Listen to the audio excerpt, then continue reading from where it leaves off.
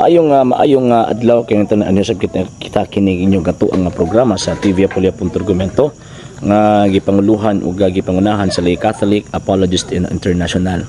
And yun, Sir Arjesiano, bani ko ninyo sa kadali lang nga panahon aron na panagisgot sa mga butang nga may kalambigitan sa atong pagtuong nga Katolika. So kini karon is nga tuang recording sa gabi na to gihimo. Mo nang maayong gabi nga kung gisulti ninyo tungod sa hinungdan nga wala man kay ko signal magud kay diri, and at the same time is dili jud ta makahimo pag live tungod kay ma-interrupt ang ato ang live streaming tungod sa yun kahinay sa gitawag og signal. So yun, and karong adlaw uban ni ko ninyo sa panagisgot sa pipila ka gitawag og mga butang kining mga butang bang dapat atong sige isgutan sa gitawag og mga butang ilabi na sa ato ang celebration karon sa Semana Santa. So question nganong kitang mga Katoliko nagsaulog man sa gitawag og Semana Santa? Number one, tungod kay ato ang gihamdom ang pag-antos atong Ginoong Jesucristo kay ang ato ang pagtuo manggod ang ato ang sentro sa ato ang pagtuo kining kamatayon ug pag-antos Ginoo. So kanang iyang pag-antos, kanang iyang kamatayon, noon na ang ato ang magsilbi pinakadakong importante nato mga Katoliko. Nga naman tungod sa iyang kamatayon, tungod sa iyang gitawag og pag-antos, sumala pa ni Propeta Isaias kapitulo 53, bersikulo 1 hangtod sa 4, pinaagi sa iyang mga labod, pinaagi sa iyang mga pag-antos, yun nangaayo kita. Nganong kinahanglan man siya tawag ining mag-antos kay sumala pa ni San Pablo Hebrews chapter 9 verse 22, walay sala nga mapasaylo gawas kun gipaagasan kini og dugo. So man kinahanglan siyang mag-antos, kinahanglan ipaagas niya ang iyang gitawag og dugo sama sa pag-offer kaniadto sa mga paring mga Hudyo dito sa templo, pag-offer og karnero, patyon ang karnero, isablig ang tawag ang dugo, isip pagtabon sa ilahang sala. So man ang Kristo kinahanglan mamatay tungod sa hinungdan nga kining ato ang tawag ining sala is dili mahiuli ngadto sa Dios kung dili mamatay ang nating karnero o katong kordero sa Dios nga nagawagtang sa mga sala sa kalibutan. So mo na nga mituota nga o naghandom ta mituota sa iyang kamatayon nga nangaluwas ta nganuman kay ang gibayran magud ni Kristo sa iyang kamatayon di lang kay karon nga panahon ang iyang gibayran karon nga mga tao kundi ang iyang gibayran ang iyang tawag anang gilukat gikan sa kaulipnan sa sala kanang ang sala sa gitawag og mga tao, ang mga tao nga diin unang natao aning kalibutana si Adan og sa Eva ug sa katapusang tao nga matao aning kalibutana. So buti pasabot ang iyang gibayran forever. Pero ang problema, gamer man pud ang tawag ining maluwas tungod kay gamer man pud ang gidawat. Dili man tanan ang dawat, dili tanan maluwas kay dili man pud tanan midawat ni anang maong gitawag og iyang kamatayon. So mao na nga ato ang gi-commemorate ang iyang pag-antos, ang iyang gitawag og kamatayon tungod sa hinungdan nga ang atong pagtuong Kristiyano nakasentro sa iyang pag-antos ug kamatayon. Kay again, kung wala pa ang iyang pag-antos ug ang iyang kamatayon is wala tayo nakaangkon nga gitawag og kaluwasan. Number 2, nganong kinahanglan man nato isaulog ang iyang magsilbi iyang kamatayon or commemorate ang iyang kamatayon kay nituo kita ni anang dogma sa inkarnasyon. Sa manang dogma sa inkarnasyon, mituo kita nga ang Dios nga walay unod, walay bukog, walay tawag ining lawas kaniadto nakabato nig unod ug bukog ug nahimo kini tinuod nga tawo. Mabito ko nato ang basahon ang St. John chapter 1 verse 1, in the beginning was the Word, and the Word was with God, and the Word was God.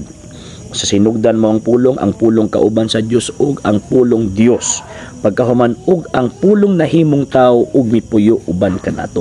So atong hinumduman nga ang nahimong tao dili ang kinaiya nga pagkatao, ang nahimugso sa mahal nga birhen dili ang kinaiya nga pagkatao, kung dili ang nahimugso sa mahal nga birhen, ang gibuntis sa mahal nga birhen kadtong ikaduhang persona sa Santissima Trinidad nga mi-acquire, mi-possess ug lain nga kinaiya o lain nga naturalisa aron siya makabato ni ining maong gitawag og kamatayon. Ano man kay kung pagka Diyos lang ang iyang gihuptan or pagka Diyos lang ang gihuptan sa second divine person nga mao si Ginoong Jesucristo, dili gid mahitabo nga mamatay siya. Ano man kay wala may properties of suffering and dying ang tawag ining ang pagka-Diyos ni Ginoong Jesucristo. So man kung pagka-Diyos lang ang kinaiya, ang iyang tawag ining gihuptan, so di gid na mahitabo nga mamatay ang second divine person. Pero tungod kay gusto ba niya luwason ang tao, mabato sa St. John chapter 3 verse 16, for God so loved the world that he gave us only begotten son, that whosoever believe in him shall not perish but have eternal life. So buti pasabot tungod sa gugma sa Dios kalibutan, iyang gipadala niyang anak. In what way? Kinahanglan mahimugso sa usa ka babaye, makaangkon og tawag ini nga unod ug dugo sama nato. Mabitaw sa Hebrews chapter 10 verse 5. So malapan ni San Pablo sa pagsaysay niya, before ni anhi ang ato ang Ginoong Jesucristo nga ningon ang Ginoo nga amahan, dili ka buot, dili wa ka mahimuot sa gitawag og mga halad nga mga mananap, apan giandaman mo ako og usa ka lawas. So kanang usa ka lawas nga giandam, dili na atong tawagan ng ready-made nga lawas, dili. Kanang lawas nga giandam, lawas na sa gitawag berin, hindi dito siya mukuha og unod og dugo aron tawagan ng iluwas niya sa gitawag og tao. Syempre dinis kalibutan ang tanan nga nabuhi, ang tanan nga nahimugso aning kalibutan na based sa human nature is yun, ang tanang nabuhi kinahanglan gyud siyang mamatay. Pero ang pinakasakit nga kamatayon manggod sa tuong Ginoong Jesucristo kay gipaantos gyud siya. Di man kag 5,000 iyang tawag ining samad kanang bingon bitota nga mingon nga to ang mga ginikanan, mga magpapasi, sige lang kay dila ra way labod nimo. So nahitabuan lang ang Kristo. Ang Ginoong Jesucristo dila lang yung way labod niya, and sumala pa sa iyang pagpakita sa usa ka sa mga santos ni abot og not less than 5,000 wounds ang iyahang naangkon sa pagpaantos didto kaniya. So mo na kun ato ang tan-awon, so nahimo siyang tao, kining Dios nga nahimong tao, ang iyang purpose is death. Ang iyang purpose salvation by death. So mo na nga kining nahimugso nga gitawag og Kristo, dili ni lunlong tao, tinuod ni nga Dios. Tinuod nga Dios nga nahimong gitawag og tinuod nga tao. Ngano man kay dili man god kung sa kuan pa ba dili pareha og value ang Dios ug ang tao. So kung ang Dios ug tao dili pareha og value, dili pwede nga tao ra poy ibayad sa ato ang sala. Ang tao nakasala sa Dios, dili pwede nga tao ra ibayad. Ngano man kay again ang Dios ug ang tao dili pareha og value. So mo na nga ang second divine person sa Santissima Trinidad, ang Ginoong Jesucristo, mao gininaog nga himong gitawag og tao aron sarang nga makabayad ang tao sa Dios pinaagi sa Dios nga nahimong tao. Mo na ang Dios gud mismo ang milukat kanato gikan sa gitawag og kasalanan. So katong nahimugso tinuod to nga Dios, mabuto sa ang mahal nga Birhen Maria, gitawag siya inahan sa Dios. Ngano man kay katong iyang gibuntis, katong iyang gianak, dili man to kina iyang pagkatao o di man to kina iyang pagka-Diyos ang iyang gianak. Katong iyang gibuntis, ang iyang gianak, mao man to ang second divine person. Mo na ang mahal nga Birhen Maria, tawag siya inahan sa Dios, di ba? Ang iyang titulo is inahan sa Dios o Theotokos o God bearer. Ngano man kay ang iyang gibit-bit sa iyang taguangkan, tinuod man nga Dios nga nahimong tinuod nga gitawag og tao. So mao na nga naluwas ang gitawag og tao pinagi sa kamatayon sa tinuod nga Dios nga nahimong tao. Pero ang problema na namong ginangutanan nako katong pagkamatay ni Kristo, kuan ba dito namatay bang iyang pagka-Dios? Actually kanang question is usa na siya ka tawag ining wrong question. Nganong wrong question man kay ang pagka-Dios ug ang pagkatao dili man siya mo'y nibuhat o dili man siya mo'y ni-act sa panahon sa kamatayon. Dili man to pagkatao tong ni-act sa panahon sa kamatayon. Dili pud to pagka-Diyos tong ni-act sa dihang nagbanhaw og mga masakiton. Ngano man kay ang pagka-Diyos ug ang pagkatao sources lang siya sa operation nga ginahimo sa being, and that being kay second divine person or divine being siya. Siya ang second divine person. So buti pasabot ang nag-act sa death, ang nag-act dito sa nag-ayog mga masakiton, nagbanhog mga patay, o katong nag-antos, gisakit pagsakto og namatay dito sa gitawag og krus, nag-act dito ang second divine person nga gamit katong nagbanhaw siya, katong nagbuhi og tawag ining patay gamit to ang iyang divinity, iyang pagka-Dios, katong nag-anto siya, katong gikulata siya, namatay siya, gigamit niya ang tawag ng iyahang pagkatao. Pero usa lang ang mi-act nga gamit ang iyang pagka-Dios ang iyang pagkatao, og katong nag-act kadtong mibuhat ang second divine person. So mali nang namatay ba ang pagka-Diyos, namatay ba ang pagkatao? Mali na siya nga klase nga question. Nga naman kaya again tungod kay ang pagka-Diyos ug ang pagkatao dili man maoy ni buhat sa tawag ining buhat, sabi ko dili sources lang man siya sa buhat sa usa ka nga i-act sa usa ka gitawag og being. So mao na nga ang namatay dito sa krus ang persona nga Dios. Ang nagbitay dito sa krus ang persona nga Dios. Kadtong nagantos, nagpakamatay ang persona to sa second divine person nga tinuod nga Dios o tinuod nga tao. Again, kung dili to Dios ang namatay sa krus, wala gyud tay tawag ining kaluwasan. And nahitabo ang tanan literally. Di gito pwede nga mahimo nga figurative to ang tawag niya pagkamatay. Literal gito nga namatay siya. So, buti pasabot ang kamatayan gisgutan nito. It was a separation of the body and soul. So, pag nagbulag to sa lawas o sa gitawag o kalag, sa mo kamatayon dito cessation of existence. Sama sa giunahon na sa uban. Dili usa ka to ka separation of the body and soul. And makita man nato sa 1 Peter chapter 3 verse 18 to 20, di ba? Ang iyang tawag ining lawas gilubong pagkahuman katong iyang kalag nagwali dito sa limbo. Yon. So mo to ang death.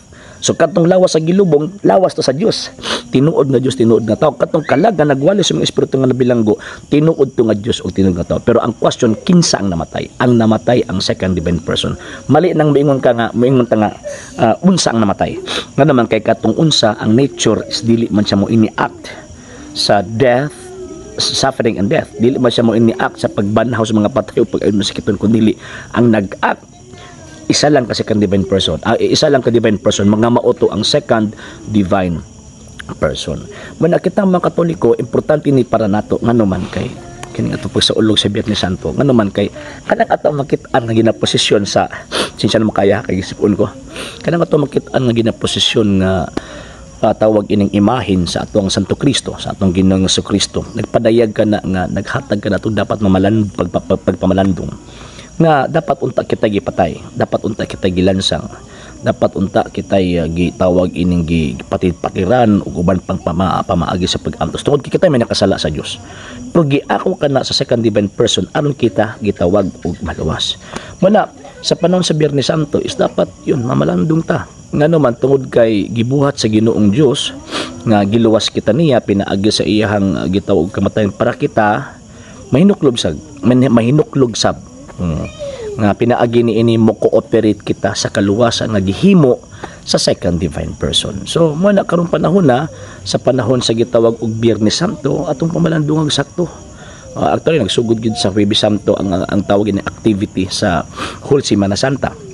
Nagsugod siya kung atong tan-awon ba nagsugod siya is katong the institution of the Holy Eucharist pagkahuman ana exposition but pasabot nga tibuok gabi nga yung giuban na nato ang Ginoong Jesucristo nga natong panahon nga nasa sa ang sa pagdakop kaniya og lutuson sig sakto pagdakop sa iya every hour na ay tawag ining mga nanghitabo gikan sa alas 12 sa gabi hangtod na pagka alas 3 sa hapon pagka gitawag og Biyernes. And hopefully makahatag tag mga ginagmay nga mga pagpamalandong ni anang panahon nga naman tungod sa hinungdan nga importante kaayo na nato kining mga nanghitabo karon importante kaayo nato kini alang sa atong pagtuo nga naman kay tungod sa iyahang kamatayon again nangaluwas kita kay ang sentro sa atong faith ang sentro sa atong pagtuo ang Kristo nga gilansang sa krus. Mabito kita mga Katoliko every tawag ining kwan every